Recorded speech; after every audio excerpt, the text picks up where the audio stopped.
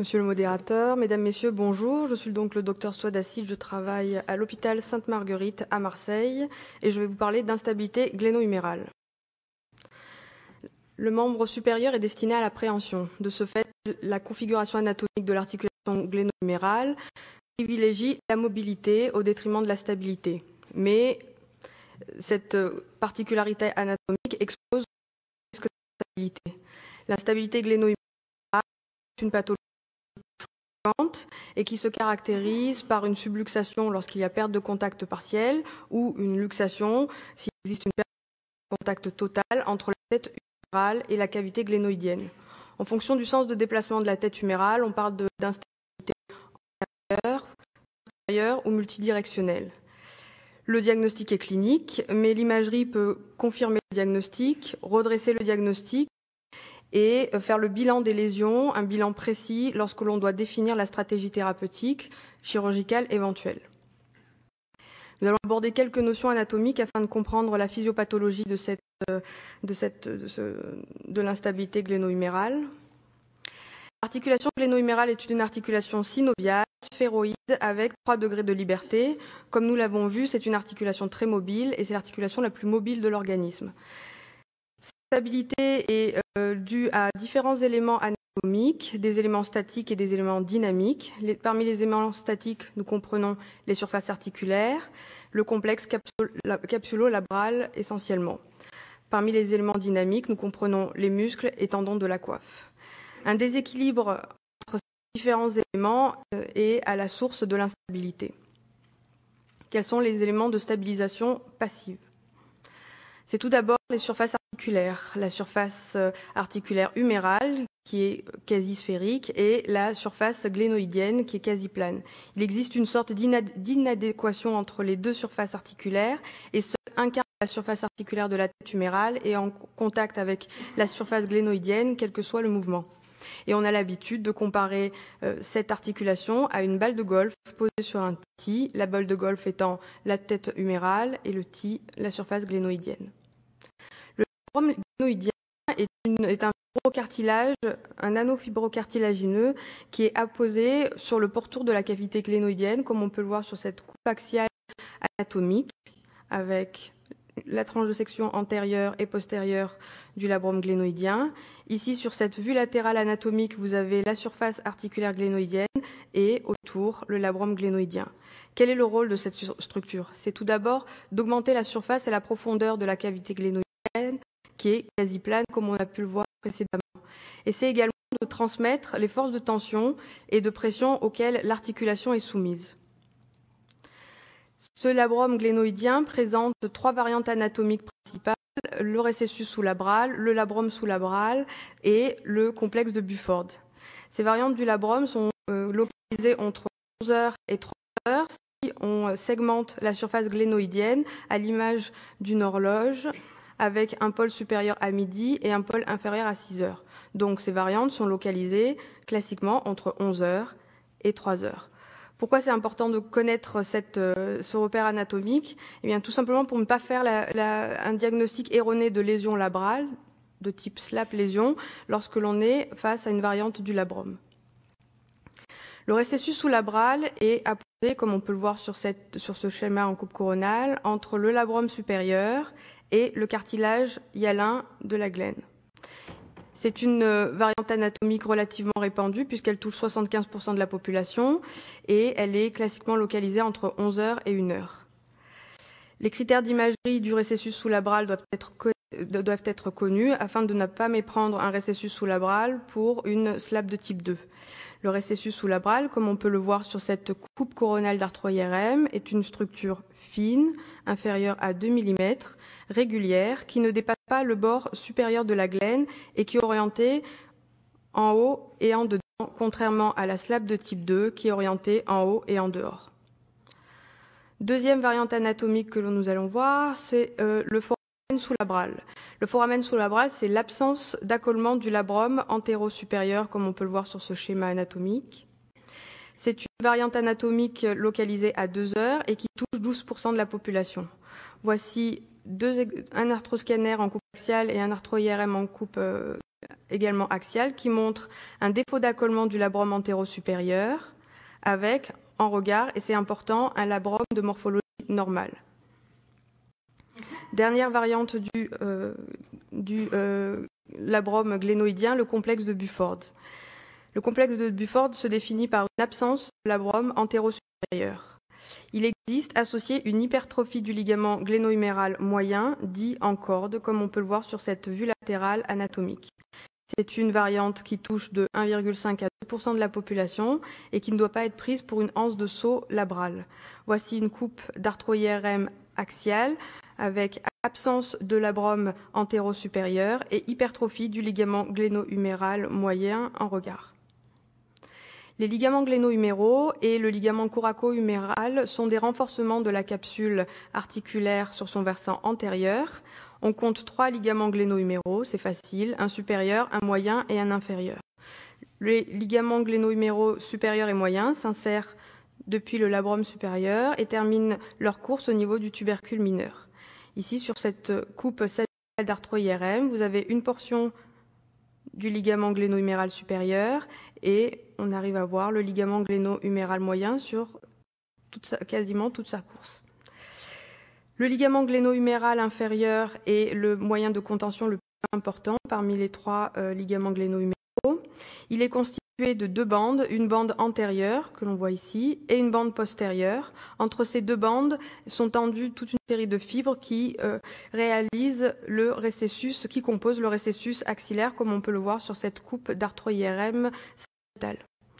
Le ligament coraco-huméral est un ligament extra-articulaire qui vient renforcer la capsule articulaire au niveau de sa portion antérieure, qui est tendue depuis le processus coracoïde jusqu'au tubercule, au sillon intertuberculaire où il se termine en Y afin de maintenir le tendon biceps. La capsule articulaire est également un stabilisateur passif de l'articulation gléno-humérale. Son insertion glénoïdienne antérieure présente 3 types différents. Le type 1 représentant une insertion antérieure à la périphérie du labrum. Le type 2 est une insertion antérieure et glénoïdienne sur le col de la scapula légèrement en dedans du labrum. Enfin, le type 3 présente une insertion sur le col de la scapula largement en dedans du labrum et ne doit pas être prise pour une poche de décollement de Broca. Les muscles et tendons de la coiffe représentent des stabilisateurs actifs de l'articulation gléno-humérale. Ici, sur cette vue latérale d'une pièce anatomique, le sous-scapulaire et l'infra-épineux représentent des stabilisateurs dans le sens antéro-postérieur de l'articulation gléno-humérale, tandis que le supra-épineux présente un moyen de contention dans le sens crânio-caudal. Quelques mots de clinique. L'instabilité gléno-humérale est une pathologie qui est relativement fréquente et qui touche le sujet jeune, sportif et plutôt les hommes. 95% des instabilités sont des instabilités antérieures, plus rarement une instabilité est postérieure, voire multidirectionnelle. On définit donc des épisodes de luxation et de subluxation chez ces patients.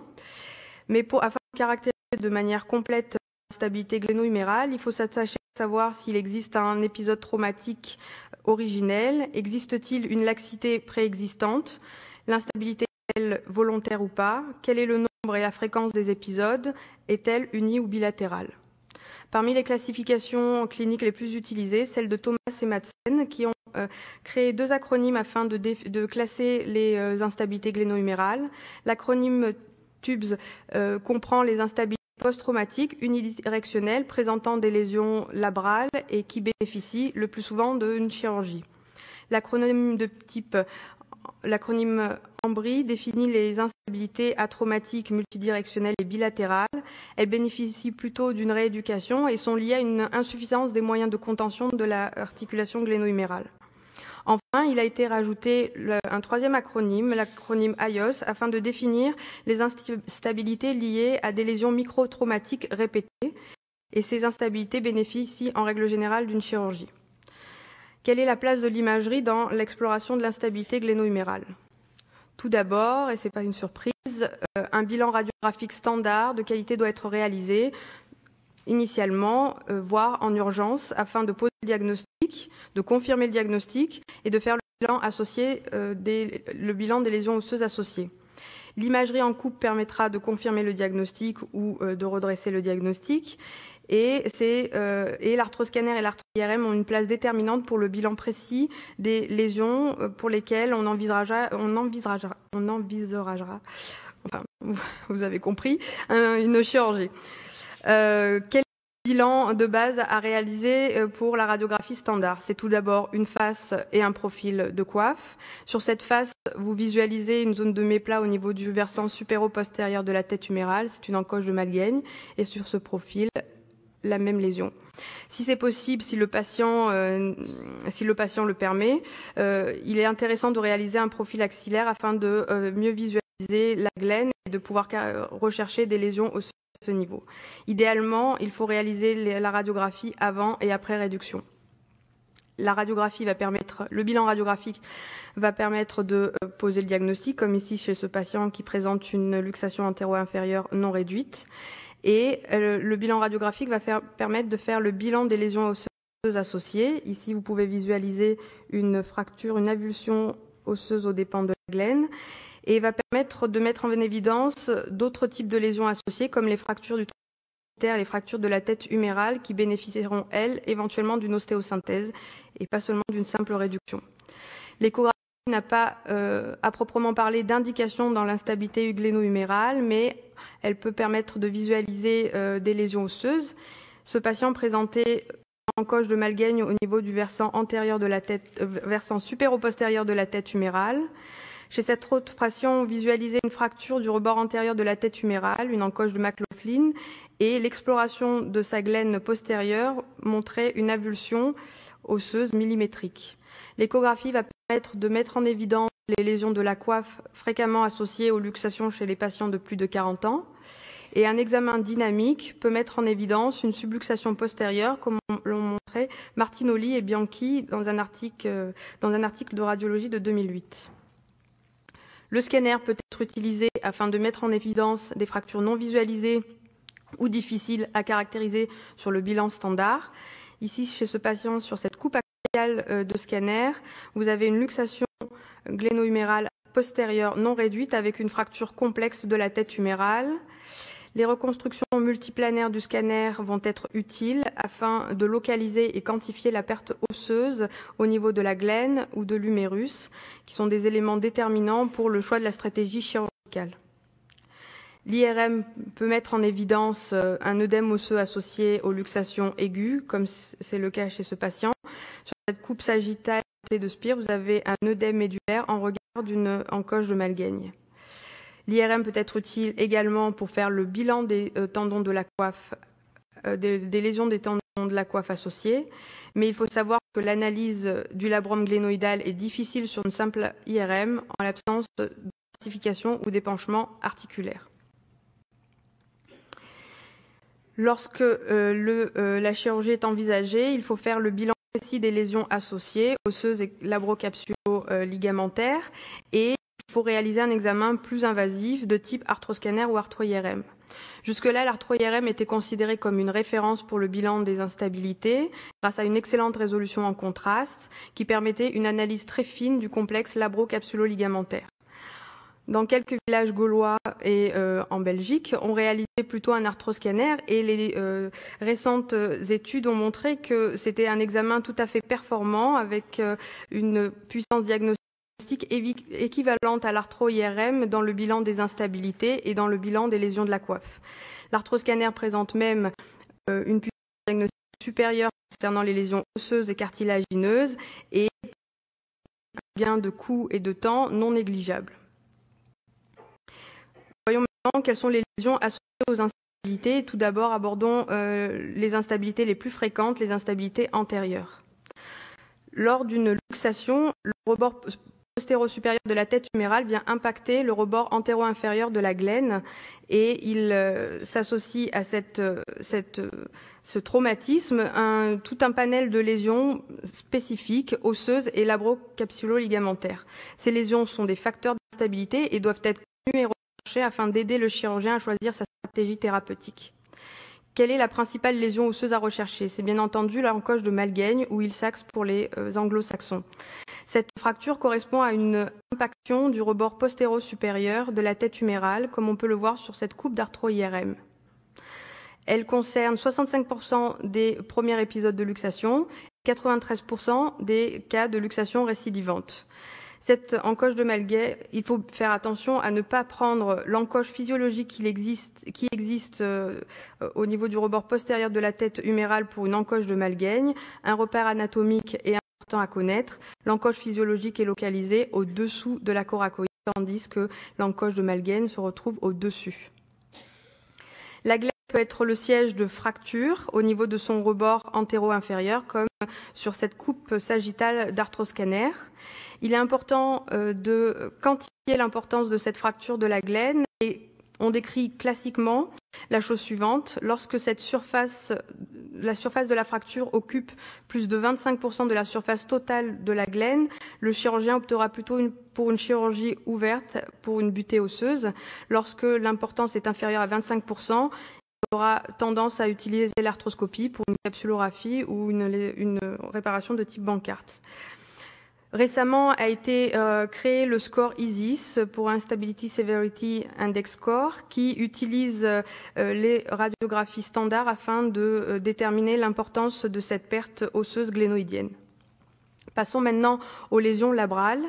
Celles-ci sont plutôt localisées au niveau du rebord antéro-inférieur de la glaine. La première de ces lésions est la lésion de type Bankart. Elle correspond à une avulsion glénoïdiale du complexe labro-capsulo-ligamentaire avec déchirure du périoste associé. Sur ces schémas empruntés à la littérature, vous voyez que chez un patient normal, le labrum est intimement lié au complexe capsulo-ligamentaire en regard et à la glaine en arrière. Dans le cas des lésions de type Bankart, il y a avulsion de ce complexe avec déchirure du périoste associé, comme on peut le voir sur cette coupe d'arthroscanner axial. Lorsqu'il n'existe pas de fracture associée, on parle de lésion de type Bankart fibreuse. Lorsqu'il existe une fracture de la glaine antéro-inférieure, on parle de lésion de type Bankart osseuse, comme on peut le voir sur cette coupe axiale d'arthro-IRM.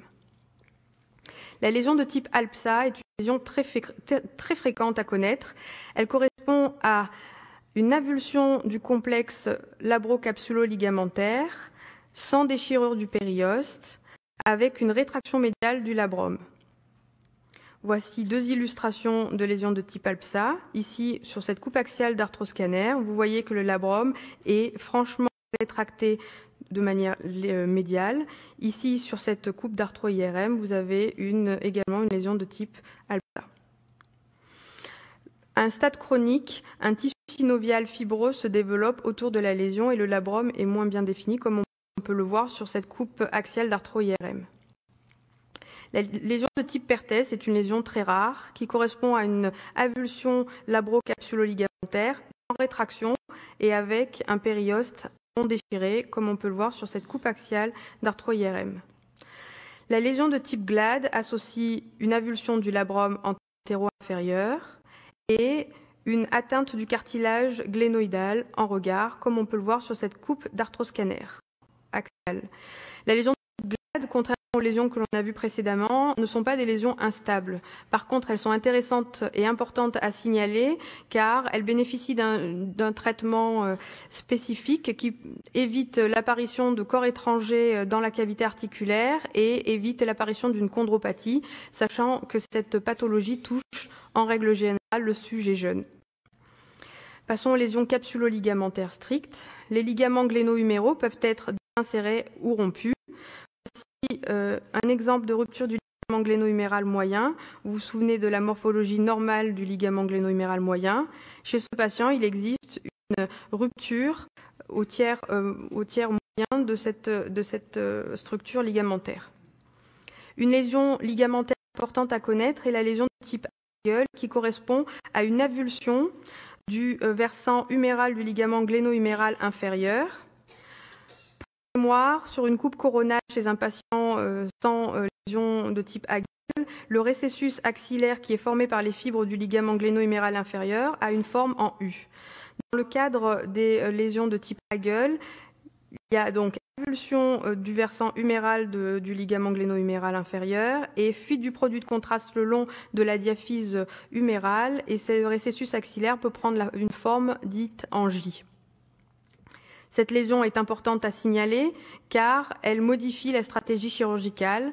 Dans un abord chirurgical strict, le chirurgien n'ira pas chercher au niveau du récessus axillaire s'il existe une lésion ou pas.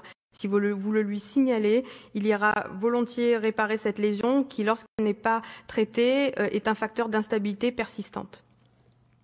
Quelles sont les lésions de l'instabilité postérieure ? Il faut savoir qu'il existe un pourcentage élevé d'erreurs diagnostiques dans le cadre des instabilités postérieures. Pourquoi ? C'est tout d'abord parce que l'instabilité postérieure a une symptomatologie beaucoup plus subtile que pour l'instabilité antérieure et elle intervient dans des circonstances particulières, crise d'épilepsie, électrocution, imprégnation éthylique aiguë. Et je pense qu'il est de bon ton de rappeler aux plus jeunes quels sont les signes radiographiques standards d'une luxation postérieure, ici sur une face et un profil. Il faut rechercher le chevauchement de la tête humérale sur le rebord postérieur de la glène, ici sur la face et ici sur le profil, et le signe du double contour huméral qui marque l'existence d'une encoche de McLaughlin. Dans le cadre d'une instabilité d'une luxation postérieure, c'est le versant antérieur de la tête humérale qui va impacter le rebord postérieur de la glène, comme ici sur cette coupe axiale de scanner chez un patient ayant une luxation postérieure non réduite. Il peut en résulter deux types de lésions osseuses, une encoche de McLaughlin, qui est une fracture-impaction du rebord antéro-supéromédial de la tête humérale, et il peut en résulter des avulsions osseuses aux dépens du rebord postérieur de la glène, comme ici sur cette coupe axiale de scanner. Abordons maintenant les lésions labrales associées à l'instabilité postérieure. Vous pouvez retrouver une lésion de type reverse Bankart, qui est l'équivalent de la lésion de type Bankart pour l'instabilité antérieure. C'est donc, comme on peut le voir sur cette coupe axiale d'arthroscanner, une avulsion du labrum postérieur avec lésion du périoste associée. Comme pour l'instabilité antérieure, la lésion de type reverse Bankart peut être associée à une fracture du rebord postérieur de la tête de la glène.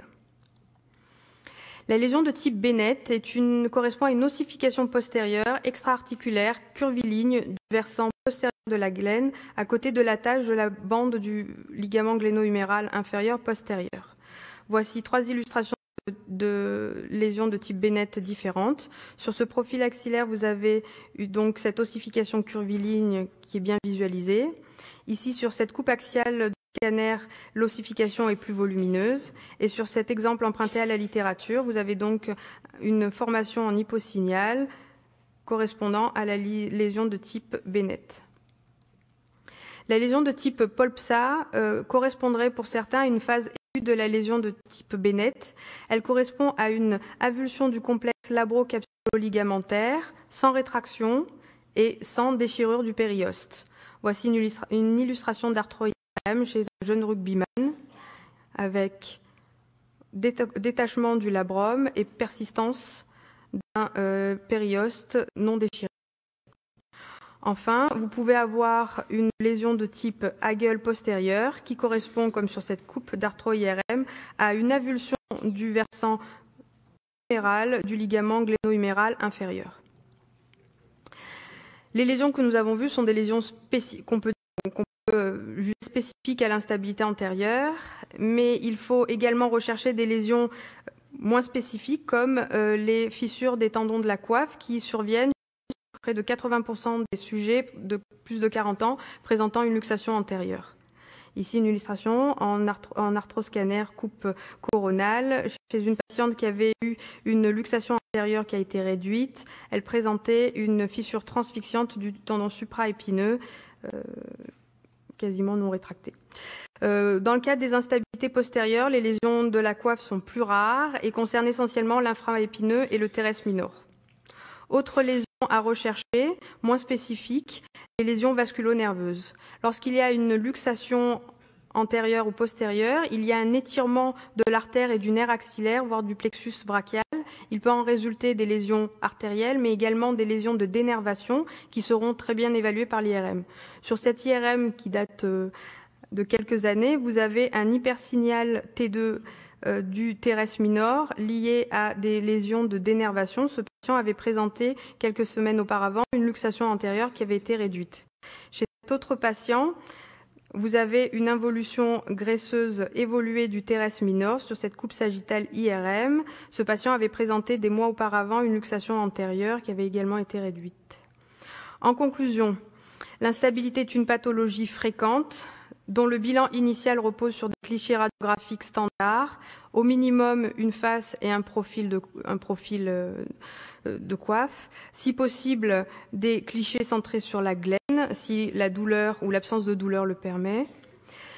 Lorsqu'une chirurgie est envisagée, il faut réaliser un examen plus évasif, arthroscanner ou arthro-IRM, en fonction de votre préférence, sachant que la puissance diagnostique peut être considérée comme identique.